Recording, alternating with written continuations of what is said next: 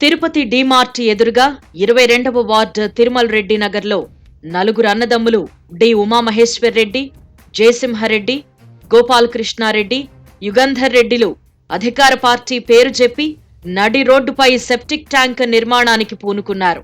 అడ్డొస్తే ఆడోళ్లతో కేసులు పెట్టిస్తామని బెదిరిస్తున్నారు. వివరాల్లోకి వెళితే ఈ వీడియోలో చూడండి. తుడా రోడ్డు పక్కనే సెప్టిక్ ట్యాంక్ అక్రమ కట్టడమిది.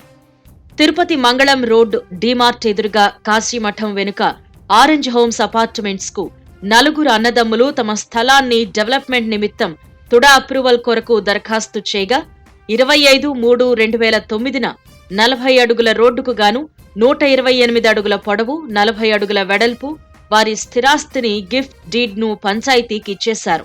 దాంతో 6/8/2009న అపార్ట్మెంట్ నిర్మాణానికి అనుమతి మంజూరు చేశారు. 2013-2014లో అపార్ట్మెంట్ నిర్మాణం పూర్తయింది. ల్యాండ్ ఓనర్స్ అయిన నలుగురు అన్నదమ్ములకి వారి వాటా ఫ్లాట్స్ వారికివ్వడం, వారు అమ్ముకోవడం జరిగిపోయింది.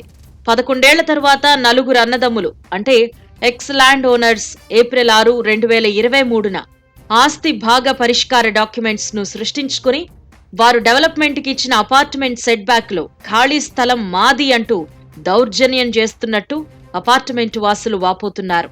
ప్రస్తుతం అపార్ట్మెంట్లో నివసిస్తున్న 50 కుటుంబాలకు చెందిన సెప్టిక్ ట్యాంకును తొలగించి ఆ స్థలాన్ని అమ్మకానికి పెట్టేశారు. కార్పొరేషన్ రోడ్పై కొత్త సెప్టిక్ ట్యాంక్ నిర్మాణం మొదలెట్టారు.